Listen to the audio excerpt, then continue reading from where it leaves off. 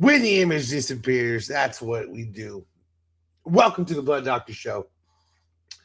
It is that time of the week where we discuss the things that we love, the things that we hate, the things that we cannot believe, the things that are ridiculous, and the things that make us do drugs and drink alcohol. And that is the very essence of everything we do in this life.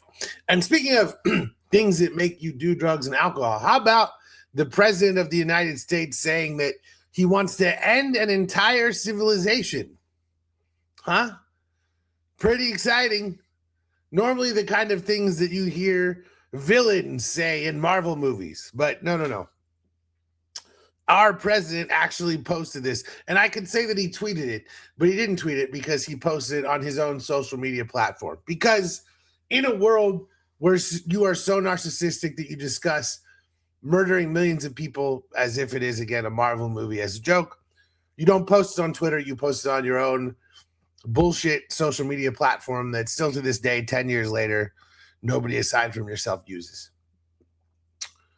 Other than, the most hardcore of the hardcore. But there's a reason that they tried to take that company public, and still to this day, they hold them in an endless extending whirlwind of corporate votes. I don't often find myself lost for words. Anyone who knows me, anyone who's ever watched this show knows that I'm a professional talker, despite maybe not technically actually being a professional talker, because who wants to hear me talk? Fine, fair enough. Nonetheless, I am an amateur talker extraordinaire. And the things that I mean, let's be honest, you don't know a lot of people that can and do talk more than me. It's just the truth. In any group, I have to work to make sure that I'm letting other people talk, because often I just can't shut the hell up, and it's a problem. So I am very often not at a loss for words, but I am at this point generally at a loss for words. Like, how stupid is this going to get? We're going to withdraw from NATO. We're threatening independent countries. We're saying that the word groceries is a new invention. Like, saying that this is the dumbest timeline anymore isn't even necessarily true, because this is significantly worse than the dumbest timeline. The dumbest timeline would probably be pretty funny. This is no longer funny. This is just a goddamn nightmare. An absolute, unending, ridiculous monstrosity that there's nothing that we can do with. I don't even know what needs to be said anymore. I really don't. I understand why Republicans are not coming out to vote the Epstein files out, because it's going to put them all in jail, right? They don't want the Epstein files out because it's going to put all of them in prison.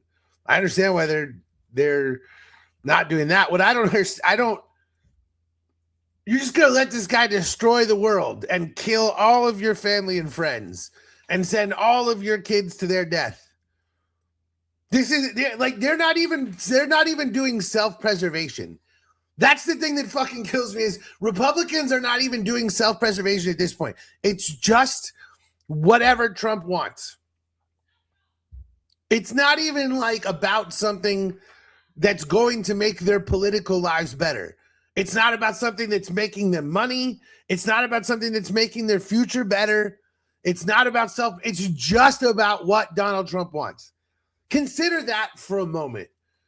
The Republican Party has always been the party of me. And they would backstab each other to death to get what they wanted. It has always been about, conservatism has always been about myself, what I want, what matters to me in this house, what matters to me in this situation, all of those things. And those things are that's like the bedrock of being a conservative for the longest time. And in 10 years, it has completely changed to whatever Donald Trump wants.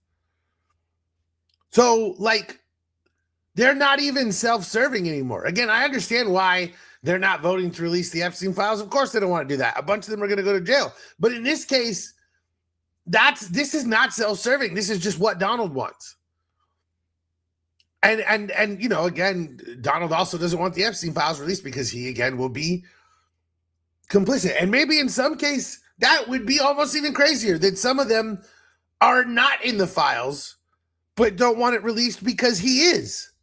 Because again, it's only about Donald Trump. Like, if you break these things down for what they actually are, it's literally crazier than things that you might write in a book. It's literally crazier than things that you might like.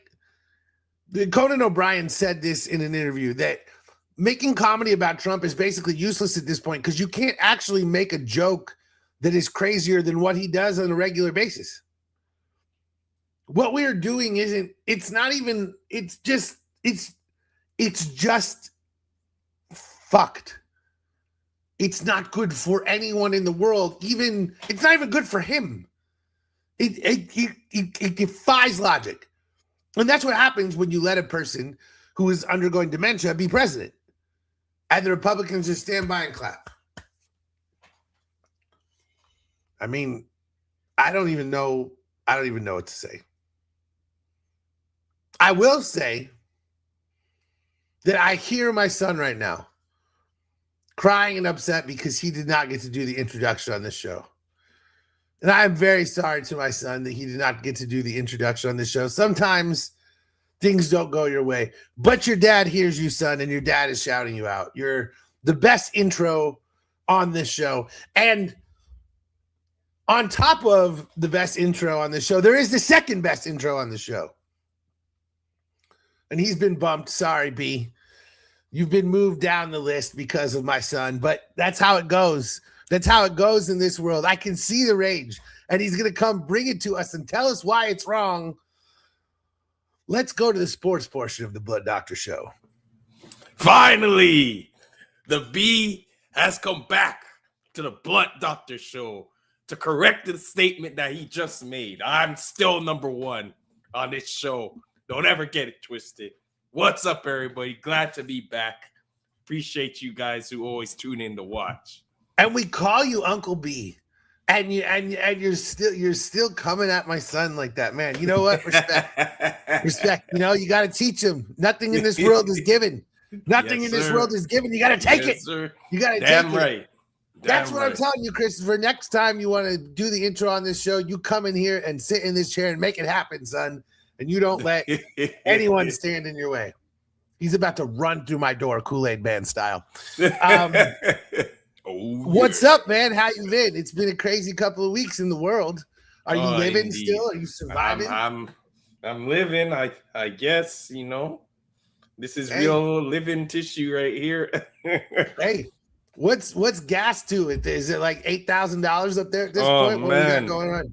It was last time I checked, it was like 185 or something Canadian dollars per liter.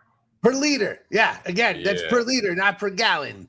Just so that Americans understand that's not because Americans are like, oh, 185, that's amazing. No, multiply that shit. Multiply that shit.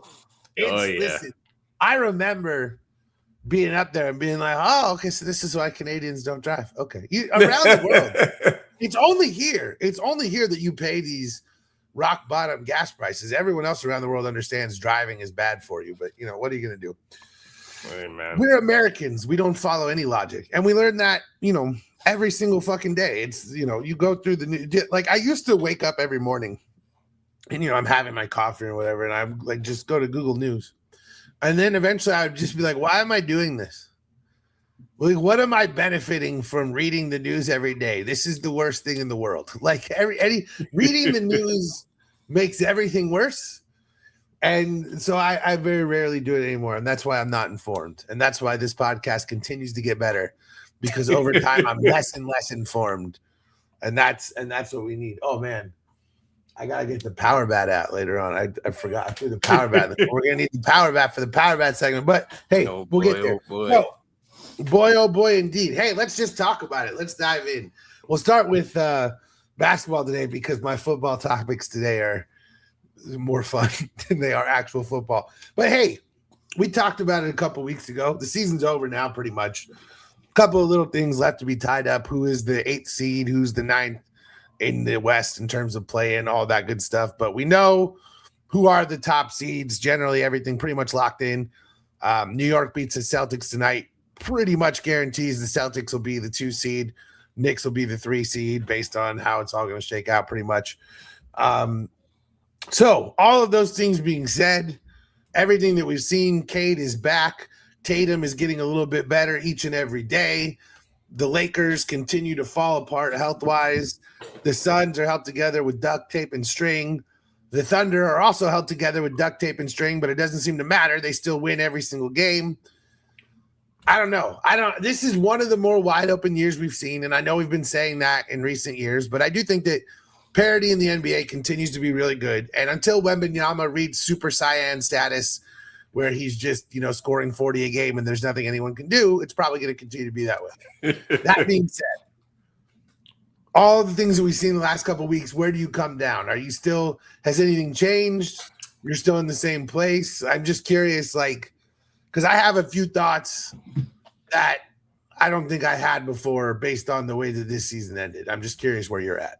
Well, I last said how I had Celtics versus OKC in finals, and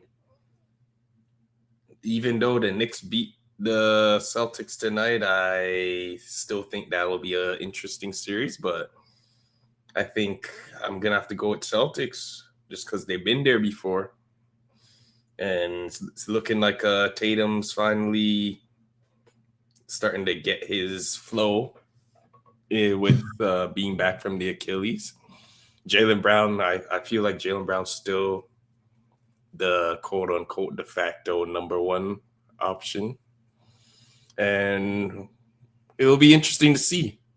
We're either going to come out of this playoff saying, oh, see, it was Jaylen Brown's team all this time, or, Jason Tatum wasn't playing as the number 1, and this what it'll get you. So we'll see. We'll see. I mean, I definitely never anticipated that Tatum would be back playing this well this quickly. I thought that if he was going to come back, it would be in the playoffs. I didn't think he was going to be able to make it back before the playoffs. And the fact that he did, and that he started to have a couple of games where he almost looks like Jason Tatum again. I mean, it certainly does indicate that we may have to adjust. Surgery gets better. Medicine gets better. We may have to adjust what we believe is possible for Achilles tears, especially in younger players. He's not 35. The fact that he's 28, I think that there's certainly you can have a higher expectation of what he may be able to return to. We saw that Halliburton, he tore his Achilles, a couple weeks after Tatum, and he just tweeted out the other day that he just started playing 5v5. So yeah, still feel like everyone's different. It's definitely true, and I think too that the Pacers were just, this was a lost season for them, and they weren't even going to bother bringing him back. I do think that the Celtics, I think that Tatum made it a point to get back this year. I think that Halliburton has much more taken his time. And I don't think that any solution is correct. You should do whatever you want to do. But I do kind of think it's interesting because obviously when the Celtics won the finals in a couple years ago, Jaylen did get the finals MVP. Mm-hmm. And it would be interesting to see if, what if the best makeup of this team is Jaylen Brown is the force, that kind of the straw that stirs the drink, and then Tatum is, flows around him. That's actually the way. It would be interesting to see if that truly is, because that's what that finals team was. There's a reason Tatum didn't win. He only shot 35% from the field. He wasn't great in those finals. He was doing all the other things. He led rebounds and assists. Yeah, he was great. I'm just saying that, he certainly wasn't like Michael Jordan or any of those things. He was playing more the Scottie Pippen role. It just does at times look like maybe they're slightly miscast, and that Jaylen Brown is a little bit more the blunt force object that should be the first option, and then Tatum should play off him a little bit. And again, all of these things are stupid ultimately. if you're more successful playing off of someone, you should just do that. It doesn't matter like who the first option is. None of that shit matters, but you know how NBA players treat this stuff. Like it's, Tatum wants to be considered an MVP. So telling him he's, playing off someone, he's going to, have all sorts of, episodes. We'll never truly see whose team it really was until they're both playing separately on different teams. And at this rate, it doesn't look like they will be anytime soon. I mean, I don't know why Boston would. I mean, things have gone well. They are going to, they can't pay everybody. They have already shed some money. They've certainly shown a willingness. I mean, they got rid of Drew Holiday. They got rid of Porzingis. They let Al Horford walk. They've certainly shown a willingness to let guys who are key to them just walk away, and let, new guys come in. So, it would be, I'm very interested to see like what the next 2 years look like for the Celtics. Cause if they get back even close to the finals, I think you're right. I don't think we'll see anything shake up. And, I think at this point, it seems very likely. Who are you taking? Let's say that if I said you got to pick someone to upset the Celtics. Probably the Knicks, because they're the only team that has done it. Yeah, you're really out on the Pistons. I'm concerned about Cade's health. Mm-hmm. That's the only thing. And I feel like once like playoff starts and we get more half court sets, we may see how limited that offense is when Cade is not on the court or in control of every possession. So I don't disagree with that at all. He's so fucking good. And they have been so good that there is a part of me that just thinks they are as good as the numbers say they are. And we need to show the Pistons more respect. I agree with you. They need a secondary ball handler. That's, of course, what Jaden Ivey was supposed to be. And, he fucked that up with his dumb ass. He's, enjoy Europe, buddy. I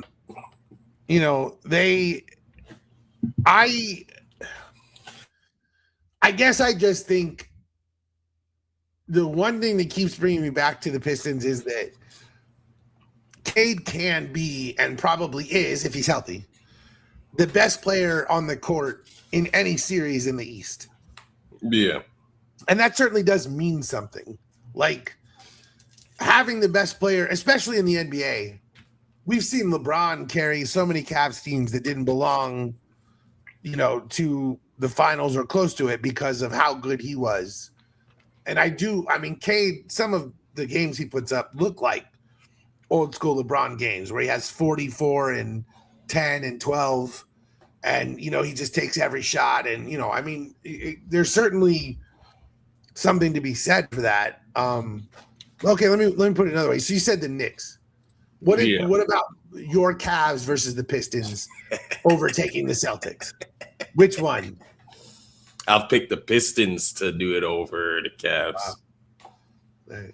Listen, nobody's less of a homer than you. I respect. I love my Cavs, but I have to keep it real with them. They're not ready, and they won't ever be ready. You're the opposite of how I am with the Suns. Because every year I'm like, the Suns could win the championship. Why not? Like, and you're like, the Cavs are going to be relegated to the G League. I know it's coming. You're like worried about European soccer rules. Like, not a believer. I listen. I can't disagree with you, but I just like. There's just this part of me that feels like Harden has to have one great playoff run. There has to be one. If he couldn't do it with Joel Embiid, what makes you think he's going to do it with Donovan Mitchell? The other superstar or star, whatever you want, who hasn't been to a conference championship. But, why not Evan Mobley? Why not? No, they treating my guy Mobley like he's Rudy Gobert. That's true. He loves Hayes way more.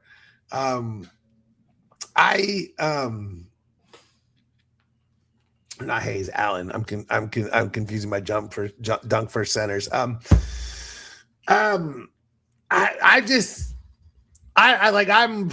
with you. I'm Celtics first. I probably have the Pistons above the Knicks. I just don't believe in the Knicks. I don't know why. I've given them so much in the last 2 years. I'm like, the Knicks are back and they're good. But I kind of feel like the Knicks are going through what the Suns went through at the end of the Chris Paul era, where like you surprised everyone. You did all that you were going to do. And now it's just sort of more of the same. And there's not much, like, I don't like, is Karl Towns really going to win a title? When the iron's hot, man. Yeah, and they've tried. And I'm not hating on any of the moves they've made. This is a wide open year. They have an opportunity. They beat the Celtics in the playoffs last year. Yeah. There's nothing saying they can't do it. I was more excited about the Knicks last year than I am this year, funny enough. And it's not even the Tibbs, Mike Brown thing. I don't really care about that. I just feel like we've seen the limitations of the Knicks and we've seen them run up against it repeatedly.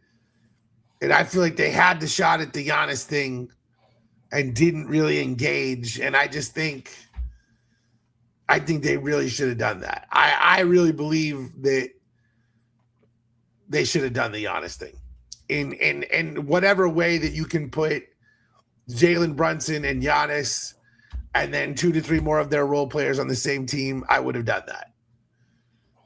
In this East, I would have done it. And I just think next year the Pacers are going to be back. The Hawks are going to be better now that Trae Young is gone. I don't know, man. The Knicks had a window here, and unless they do it this year, I don't know. And I would have made any Giannis trade that I could have, save from something that completely guts the roster. But the way that the rules work today, you really can't even do that. Like you have to include so many picks because of the fact that the rules require the money to match in such a way. Yeah. So I don't know. I think a Giannis trade has been around for the Knicks, and I think they've been unwilling to do it. And I think they should have done it. That's my opinion. What about in the West?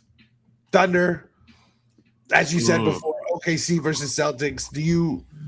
Are you still like nobody can beat the Thunder, or do you think the Spurs? I mean, the Spurs have beaten them several times this year. Or you just don't worry about that in the playoffs? I think the Spurs are their biggest issue. Yeah. I feel like they're rooting for Denver to deal with them. Yeah. Because they probably feel like they can handle Denver a lot better than they can handle Spurs, just because. I got news for you. The Suns are going to handle the Spurs in the first round, baby. That's how it's shaping up. 2 versus 7. We're coming for San Antonio, goddammit. Say no more. Say no more. That's what's happened. Listen, hey, we played well against them this year. We've had, it's not been anywhere near. There was one lopsided game that Booker was out, but I'm just saying, the way that Dylan Brooks just wraps his arms around Victor Wembanyama and says, I'm going to hold you so close this whole game, it annoys the shit out of him. The best. And the Spurs are just young. You never know. I agree with you that they're the biggest threat to the Thunder, but I kind of think we're still a year ahead for the Spurs. And it's not because of Wemby. It's because of Harper and Castle. I just don't think they're yet. I think that Wemby can be amazing, but he can't score 80 a game. He can't literally. Still limited on offense, yeah. Yeah, because he literally has to do everything on defense.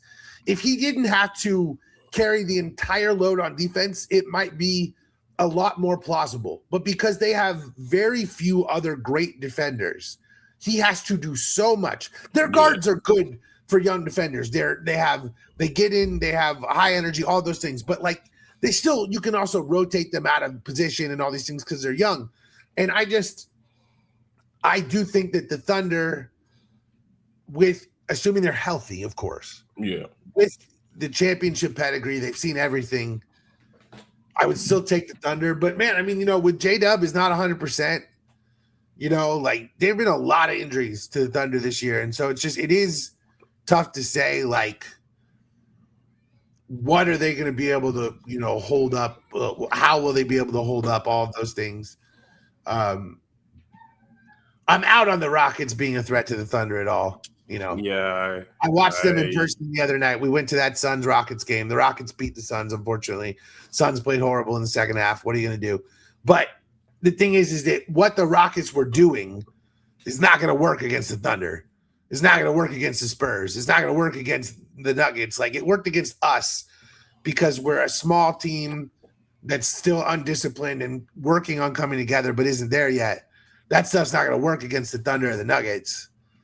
Like, you know. Yeah, I was originally a believer in Houston, but it's gotten a whole lot worse more than it's gotten better since I originally made that statement on this podcast. So If Fred VanVleet and Steven Adams were there, it's a different scenario.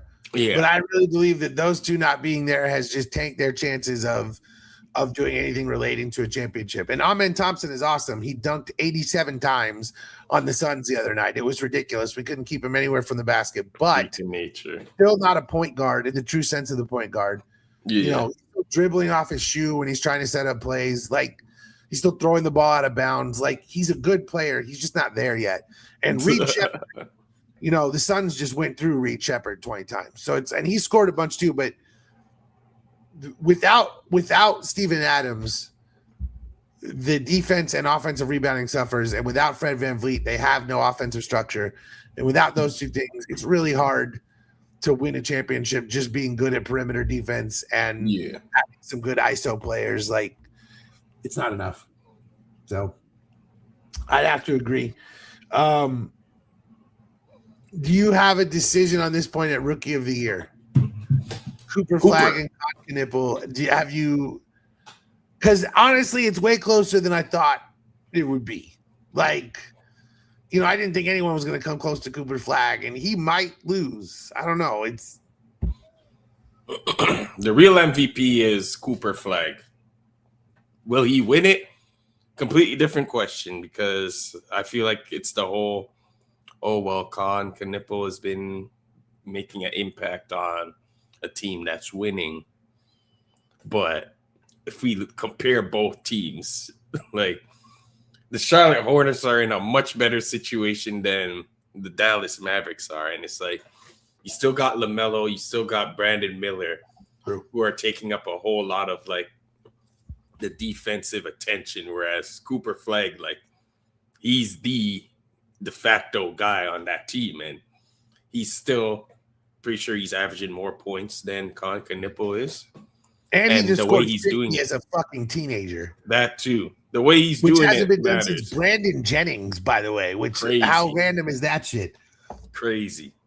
Do you remember the Brandon Jennings 55 piece, or were you too young for that? I remember that. I definitely remember that. Because I was still in high school at the time. Because I remember that was like early days of NBA social media kind of shit. Like before, that might have been I can't remember his draft year. It might have been pre-Twitter. But the point is, like, the world was on fire. They were like, oh my God, Brandon Jennings, you know, blogs were writing all kinds of shit.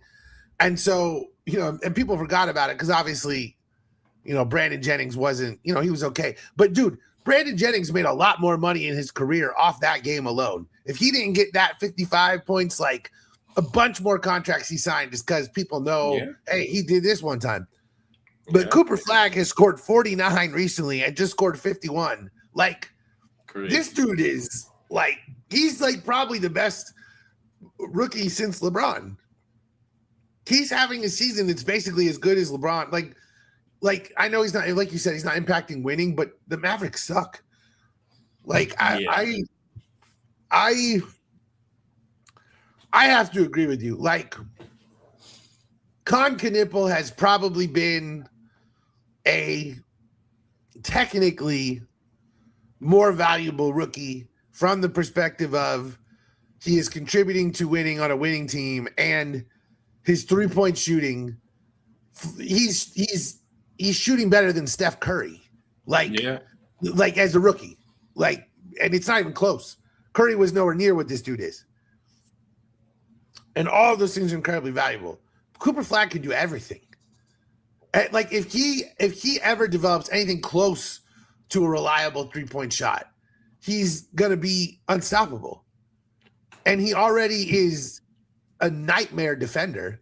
He already can take the best assignment on the other end of the court and play really good defense. And Con Knippel is a good defender, but he's not in Cooper Flag's league as a defender. Cooper Flag is he also has T-Rex arms too. Yeah, dude, Cooper Flag is almost a fucking already an all NBA defender. Yeah. Like he is so good.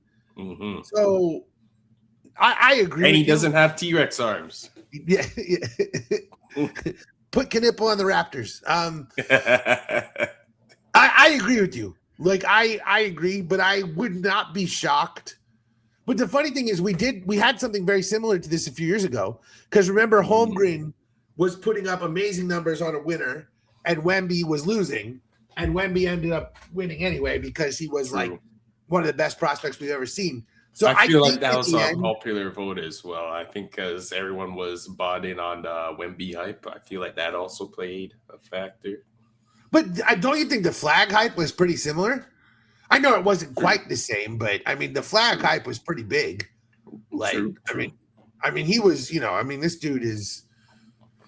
I know the first couple weeks people were down on him, but I mean, since then, I think everyone has shut the hell up. I mean, dude, can you imagine? The Mavericks were so lucky that they got gifted this dude. If they didn't get this guy, like, oh my God, like they might have fired Nico Harrison into the sun instead of just, from the Mavericks. Like, Yeah. I don't know. Any last? Oh wait, hold on. Wait, I apologize. You have to forgive me for exiting frame. Uh-oh. We're experiencing technical difficulties, ladies. Uh-oh. Forgive me, but it's important because it's time for segment 1 of Power Bat Takes. Oh boy. We gotta have a Power Bat take for the NBA playoffs. So it's flipped upside down. That's how we do it with the Power Bat. Shout out MLB Show. So, all right. The Power Bat take is on. You got to give me a Power Bat take for the NBA playoffs. Everyone already knows what mine is. Everyone already knows. All right. I got a spicy one for you. Here we You go. ain't ready for this one. Oh, I'm not ready at all. Here we go. Okay. Whoever the Lakers face in their first round, no Luka, no Austin Reeves, we're going to see a Bronny James 20-point game. I buy that. I buy a garbage time game where Bronny gets 20, 100%. I think that's genius. I love it.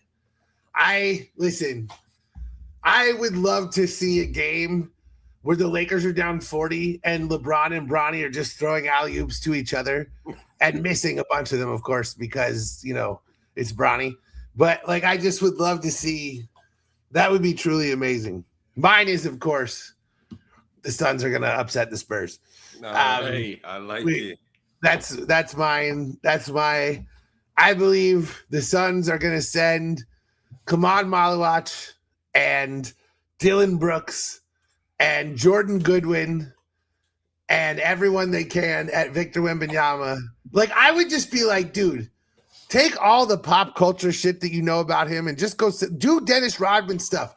I'd be up in his ear being like, let's go, Shaolin monk motherfucker. Come on. Why don't you show me those Chinese moves? Let's go, fried rice. Just get in his ear and say shit.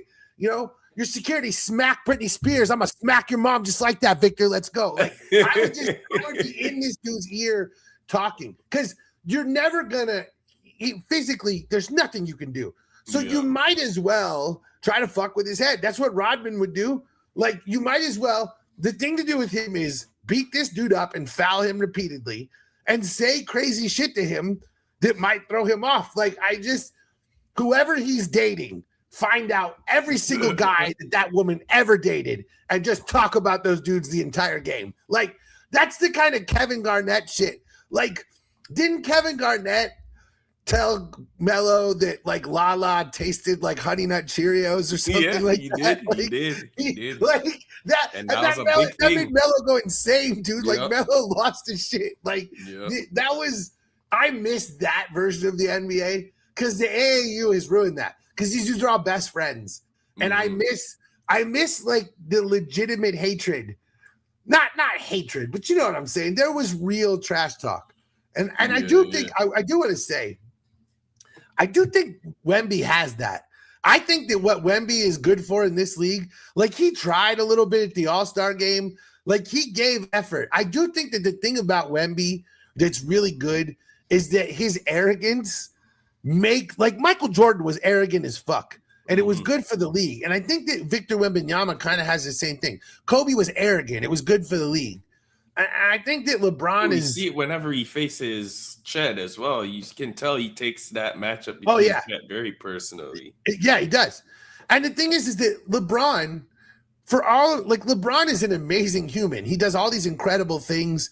He opens schools. He's in comedy movies. LeBron is like an incredible human being, but he is not an arrogant asshole killer who just wants to destroy everyone on the court. I mean, I think he has the killer instinct on the court, whatever, but I'm just saying, like, he's not an arrogant person. And I do think that Victor's absolute douchebag personality, he's a good villain.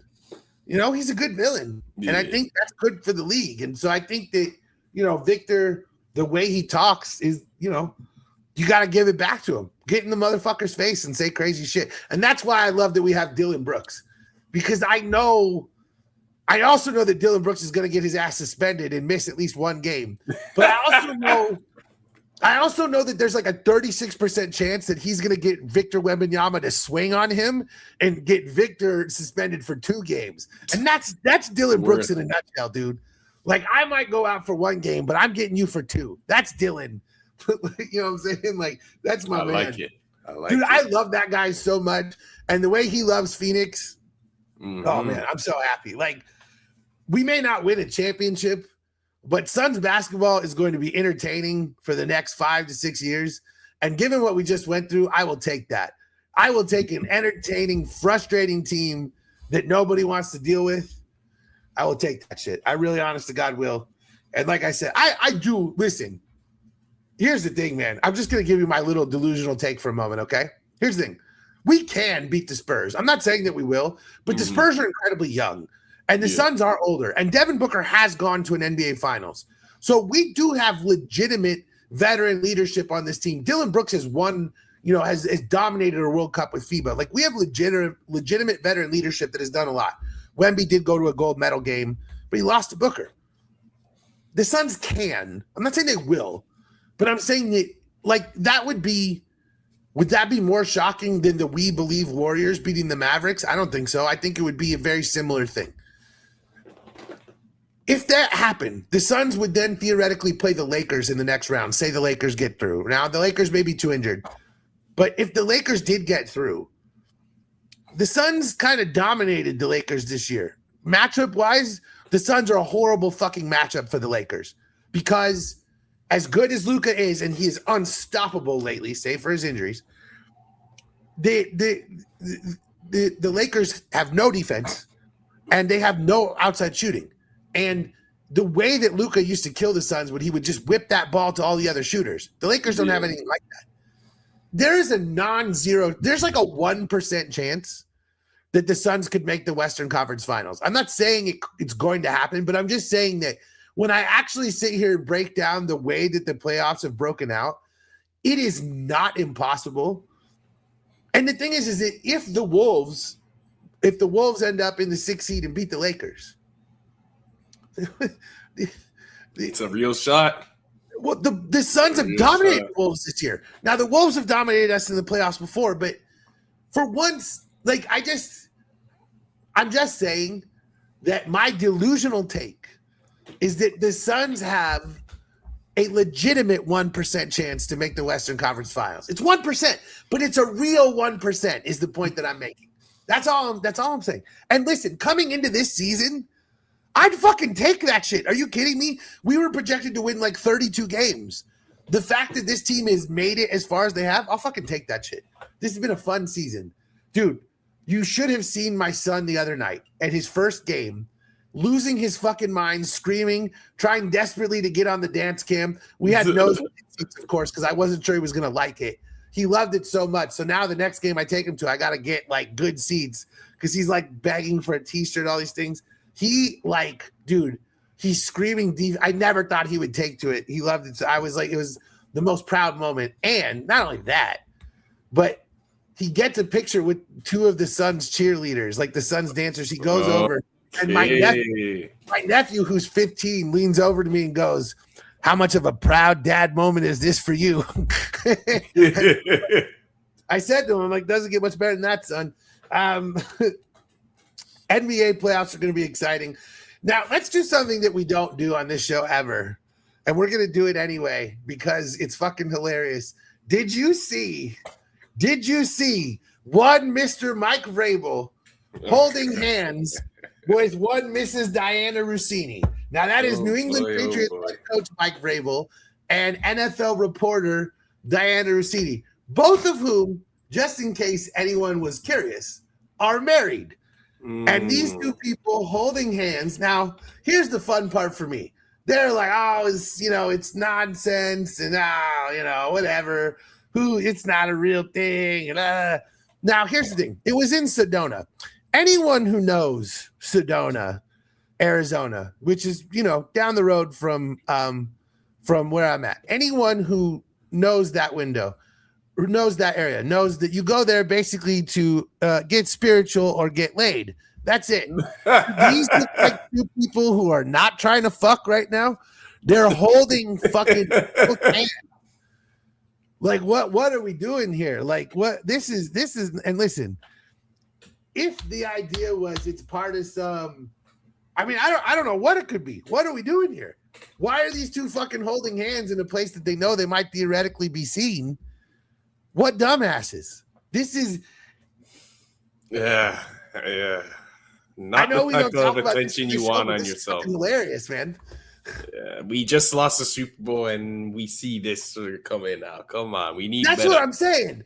We just lost the Super Bowl. You just go through this, and now you're literally sitting here having, and not only that, but after the Kraft scandal with the massage parlor, do we really need to be banging NFL reporters? Now, listen, I will give you, of all the NFL reporters you could sleep with, Diana Rossini is basically top of the list. I understand that because we're considering Kay Adams an NBA reporter, and also Taylor Rooks is an NBA reporter. So we know what's what. But if we're talking about NFL reporters strictly, some people might say Josina Anderson. Okay, listen, I'm a man of an open mind, but perhaps don't do that when she's married and when you're married. Yeah. Like, what are we do? Like, this is.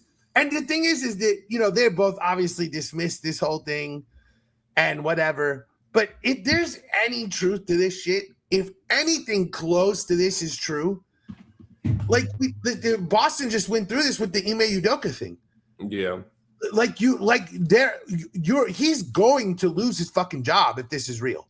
Like, you're not gonna get away with sleeping with an NFL reporter while you're married. Like, this whole thing is, people are trying to like joke this thing away and act like it's not whatever. This could be a fucking disaster for the Patriots, depending on. Wasn't the thing with Ime, that was an in-house situation? It was. Though, no? It was. But Yeah. But this is a married dude sleeping with an NFL reporter. True. And while it's not exactly the same in terms of, because Ime was suspended by the organization, this looks horrible. Like, because the whole thing about Mike Vrabel is integrity and leadership, and you're a man who leads, and you're not a man who leads with integrity and leadership if you're banging some other dude's wife while you're married. You're just not. Like, you're a player, and that's fine. Let a player play, but don't try to tell me about how you're Mr. Integrity. You can't do both things. And I don't know, man. Like, again, like, they're going to try to play this off and say it's nothing. The thing is that now everyone's going to dig. Yeah. Every single conversation they've ever had is now going to be dug through. Like, this is now a thing. And again, like, I don't know. Is this like the most obvious? No, it could be a whatever, a trust fall, whatever. I'm just saying, like, I have a couple of female six. friends, and we do not hold hands like that. That's what I'm saying, dog. That's what I'm saying. And they're all like, you don't see the other 6 people in the photo. Not because there's no one else in the fucking photo. There's no one else there. That's what I'm saying. Dude, and here's the other thing, too. Here's what kills me. Here's what really kills me about this, okay? I'm trying to, like, zoom this shit in. I'm trying to like open this. This is what happens. Okay, here's what kills me. Look at their fingers. They are linked. I hate to be TMZ on this one, but this is not like do a trust fall where we grab. They are fingers crossed. And I mean, again, there's no one else here. I don't want to. All I'm saying is I don't know what's going to come from this. I don't know if this will end up being a legitimate thing that affects the Patriots season or whatever. And normally I don't give a shit about gossip. I just thought, number one, it's hilarious that this is 2 hours away from me. I know the resort that they're at. I've been there before. I know this fucking place that they're at. That's funny to me.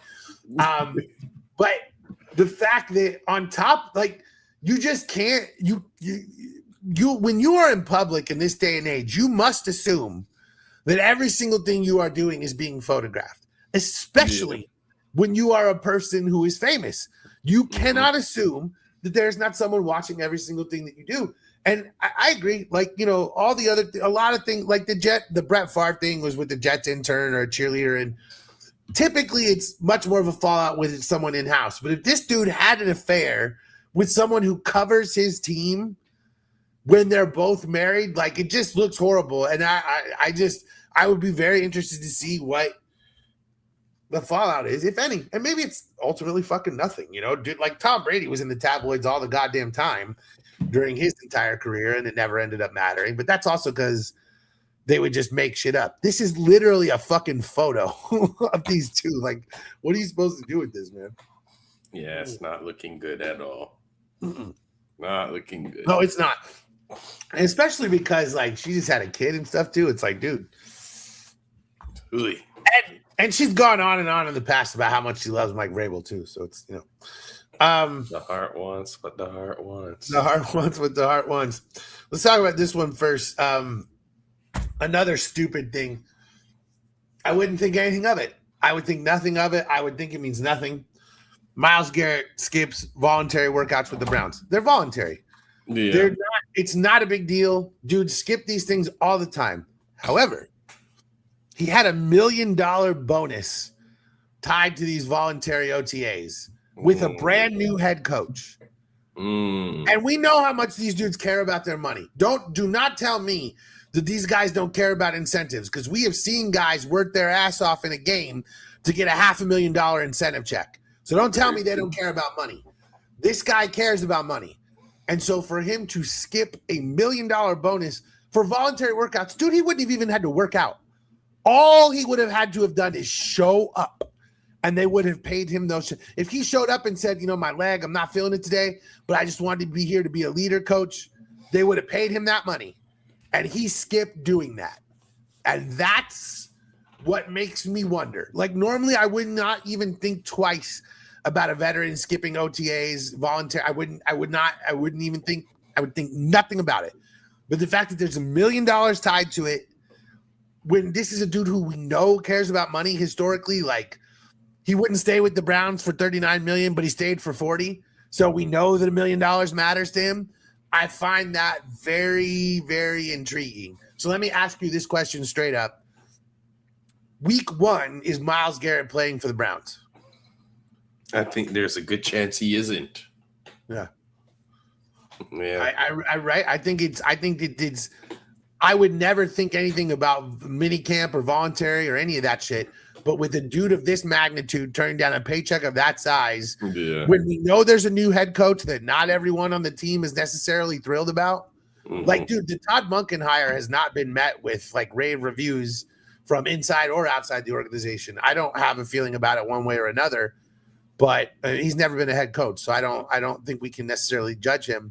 But like, it certainly hasn't been rave reviews, and I am just curious. Like, it's not. I mean, the thing is, it's not like Myles Garrett loved Kevin Stefanski, so I don't know. Like, I mean, this is all nothing, but like, I would almost put this at 50-50 that he's not with the Browns by week 1, which, considering how reticent the Browns have been to trade him in the past, I would say that putting it that high is. Didn't he request a trade last year? He did, and they were just not having it. and then he got an extension. But the Browns were like they were just like, no, we're not trading you. Let's talk about an extension. And then he signed the extension. So I don't think the Browns have ever been close to trading him. And now I just wonder. I mean, the thing is, if you're a team acquiring him, he's on a long-term deal. You don't have to pay the money. You know, he's already been paid a huge chunk of the cash by Cleveland. They got what they wanted out of him in terms of him setting a record-setting season with the Cleveland Browns. Like, I don't know, like he, you know, because now he owns the sack record and he did it in Cleveland. Like, that's what they really wanted. So, like, you're never going to win a Super Bowl there. Like, this is, I mean, just the more I think about it, the more I feel like this one is something that really could occur. What team would you want him to be traded to? Not that you think are the most likely. You know, everyone can talk about New England. Most likely, and New England, of course. Yeah. What team do you think he would be the best fit on aside Probably from Philadelphia? I've seen a lot of Philadelphia talk. Yeah. The other thing I think is the Rams. Like, given their history with Aaron Donald, like, and their willingness to go for it, I don't know what they have in picks at this point, but like a team like the Rams to me would make so much sense for Myles Garrett because we know what they've done with Aaron Donald, and he's not the exact same player, but obviously he's a much more physically intimidating player than Aaron Donald. Aaron Donald's 6'1", you know, he was small. The fact Aaron Donald did everything he did from the size that he was is pretty crazy. That's why he wasn't, like, you know, drafted number 1 overall. Sure. I would love to see him of course, New England. Of course, for me, Tampa Bay. You know, of course, I'm with you. But I'm thinking from perspective. I agree. I think that the Eagles. I think it's NFC teams because we know how good NFC defensive lines are. Right? It's the Eagles. It's the 49ers. It's the Rams. It's one of those teams. I think he just fits historically what those teams do better. And the Browns need a reset anyway, dude. They don't. If you can get 2 first-round picks, do it. Like, dude, there's a very strong argument to be made that aside from quarterback, if you can get 2 first-round picks for any player, you should do it. Like you can analytically prove that almost no player aside from a quarterback is worth 2 first-round. Even Justin Jefferson, even Jamar Chase. Like, how many Super Bowls do those guys have? You know, and that's ultimately the thing. Like, you know. Football's weird, dude. You can only do so much. Like, if you're in Madden, it's like you want a bunch of dudes who are 88 overall. You know, you need a whole team of 88 overall, not 95, because you can't afford them. It's just everyone needs to be good. Do your job. You're on the money with that one. It's true. That's how you win a Super Bowl in Madden. It's not. I mean, you want to have a couple of 95s if you can, but you know what I'm saying. It's like, you know. You got to be good at it. Belichick was right about being good at all 53. Oh, man. So, another really stupid one. How difficult is it to watch the NFL in Canada these days? I don't honestly know because when I was up there, it was basically the same as it was here. You had multiple channels that had a few games a week. And then, you know, there was Sunday Ticket basically. Yeah. But now the U.S. Justice Department is looking into how difficult it is to watch Sunday or to watch the NFL. Because if you were to watch every single game in the United States, you'd need Peacock, you'd need Amazon Prime, you'd need Netflix, you need a million services. So how difficult is it in Canada these days? I'm curious. It's even harder, man. Yeah. Because the TSNs, they usually prefer playing stuff like baseball primarily. And then I think you only get one game on CBS. And then we also have a CTV, which usually plays the same game that's on CBS. Oh, my gosh. Yeah, so I guess pretty much the only way to like truly have access is if we have was it League Pass, or we have this thing called The Zone, which is the same thing as the League Pass, but for Canada. Sunday Ticket, yeah. But so how much they charge you for that up there? It's like $25 Canadian a month per month. Yeah. dude. It's like fucking $500 US here for the whole season. It's like Oh, 80 US man. dollars a month. It's ridiculous how much Sunday Ticket is. It's absurd, and it's only on YouTube now, Oh, which is boy. fine. But this is why, like, every year I'm like, I'm gonna have Sunday Ticket next year, and every single year I end up fucking illegally streaming games because it Allegedly. ends up being more worth it. I'd just rather would illegally stream shit. Allegedly. Allegedly, sure, yeah. Or I do one of two things. I either allegedly illegally stream games, or I wake up really early Sunday, drive to Vegas, watch all the games, and then come back home because I'm close enough to Vegas that I can do that shit.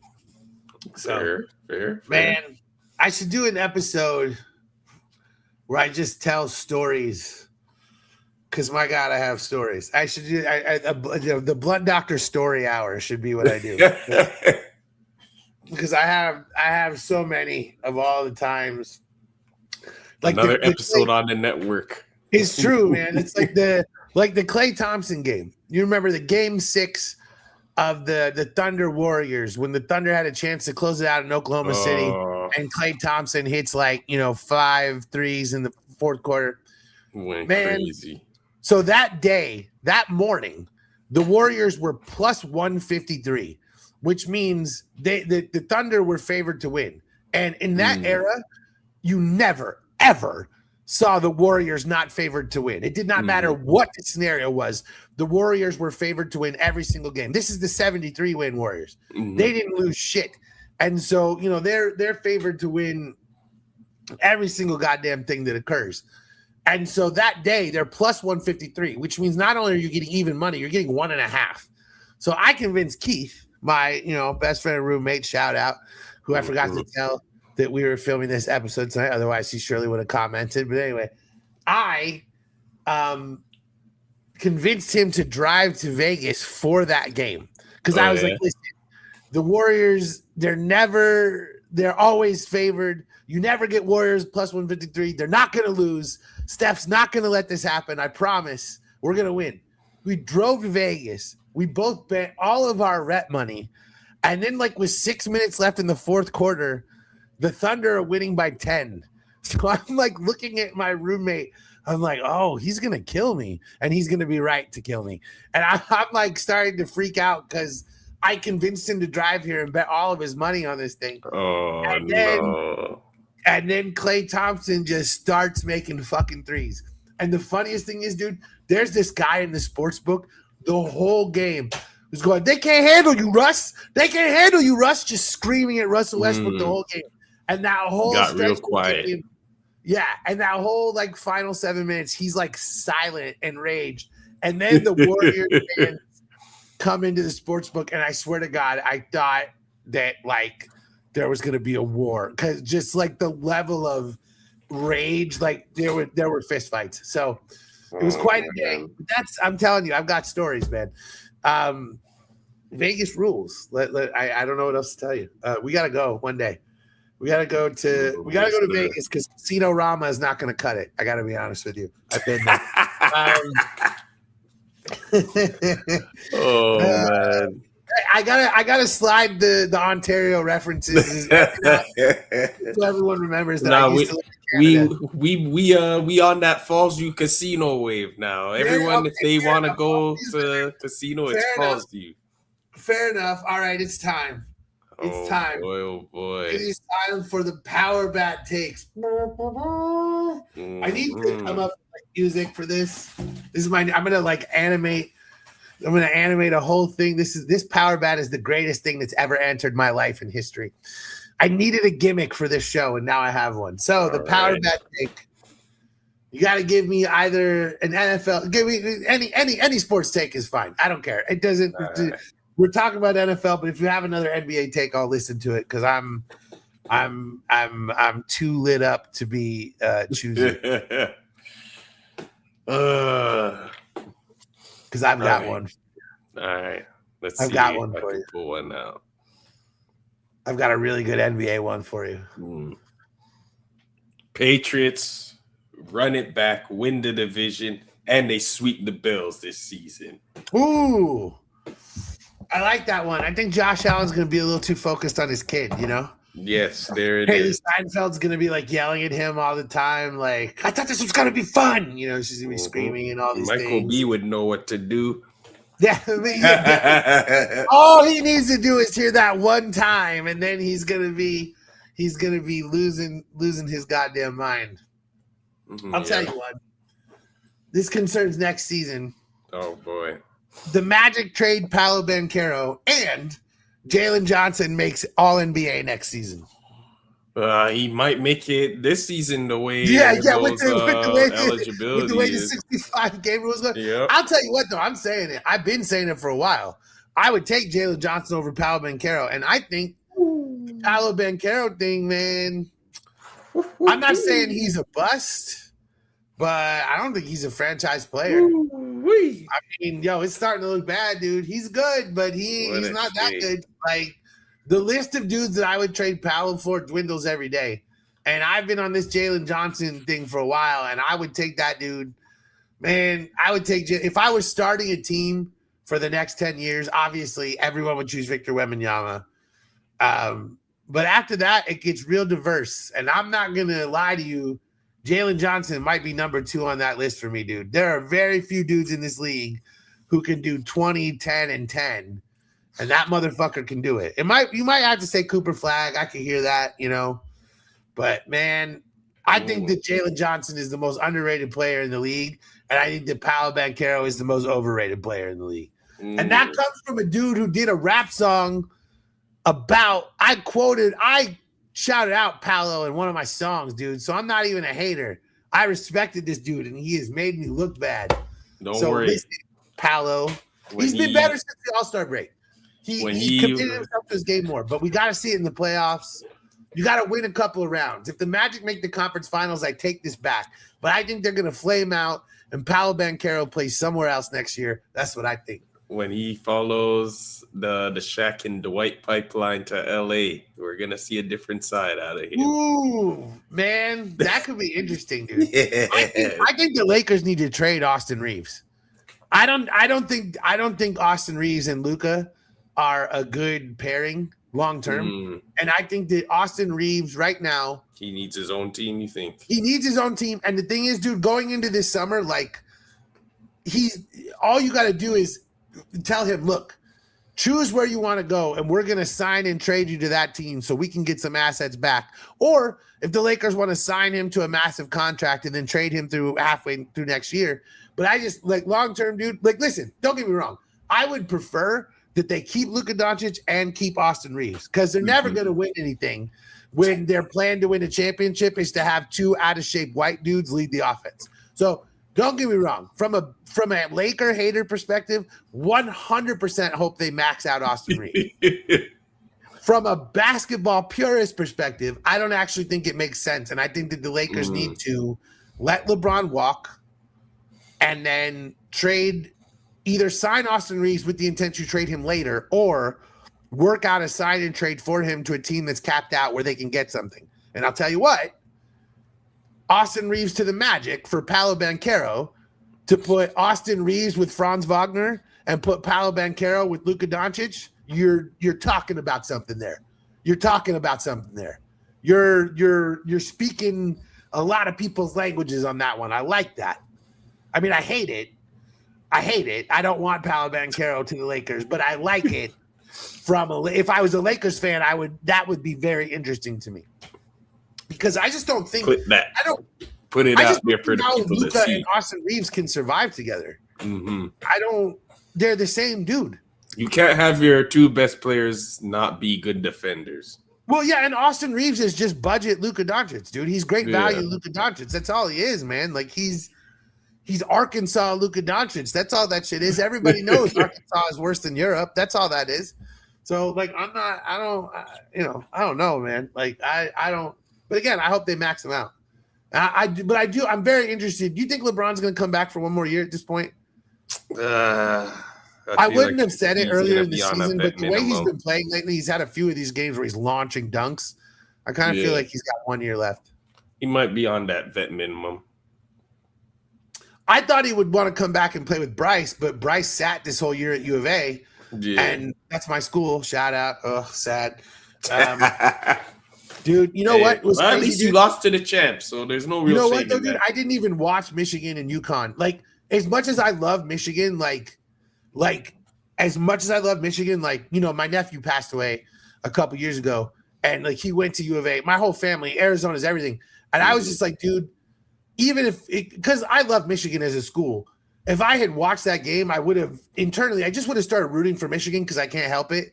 And I was like, I can't even disrespect my family in that way because they beat Arizona so bad. I'm fucking not watching this team. So it sucked. But you know what? Arizona still hasn't made the Final Four in 25 years. It's been a long ass time. I'm going to take that as a step forward. And you just got to be positive. It's hard to be positive sometimes. Like, you know how it is like when you just lost. It's impossible to be positive, but in the light of day, it's also true. They lost to the best team. If you're going to lose to someone, you always want to lose to the champion, of course. But, it's just one of those things where it's like because I lost my nephew and because he loved Arizona so much, it's like it takes on an extra meaning. And we were so goddamn close. And so that hurt me more. But, it's like the one good thing, man, is like you think about sports. And my nephew's, it's been a couple years now, but like a year and a half, but I still feel super connected to him through sports. Right. And so these things matter more because of that. You know what I'm saying? And so I do feel like the one really good thing about it is that like we can stay really connected to people that we love, that we have lost through things like the tournament and all these things. Like my cousin, who was my best friend growing up, who passed away in 2012. He had muscular dystrophy. He was like a diehard Colts fan. And like, he was the biggest fucking shit talker ever. Like, you've never met anyone who talked more shit. He had no, like, when the Colts made the Super Bowl, I was like, good for the Colts, man. And when the Patriots made the Super Bowl, he's like, I hope they fucking lose. I'm like, dude, what the hell? He's just talking more shit than anyone. But I still, like, to this day, I'm like, when the Colts do well, I'm like, all right, man. You know what I mean? And so it's one of those things you can stay connected to people to it. But yeah, dude, like, shout out Michigan. They were incredible. They demolished everyone the whole tournament. There was really the UConn game was the only one that it was even sort of close. Arizona wasn't in it at all. It's going to be really interesting to see. Any other thoughts, man? Let's go Cavs. Let's go Cavs. I like it. I would love. Let's root for a Cavs Suns finals. That's what we're hoping here. Only in 2K, man. Only in 2K. Can you listen? If a Cavs Suns finals occurred, we would have to do pre and post game of every show. I would be here for like that. Live commentary. We would have to do. Be sat for that. We would have to like do a whole fucking thing. We would, because if it ever occurs, we're gonna need to like rob someone and take their tickets and go to the game. Yep. Like, we're just gonna have to do it all. I'd be all for that. We'll see you here next week, brother. Appreciate you so much. Yes, sir. Yes, sir. Boom.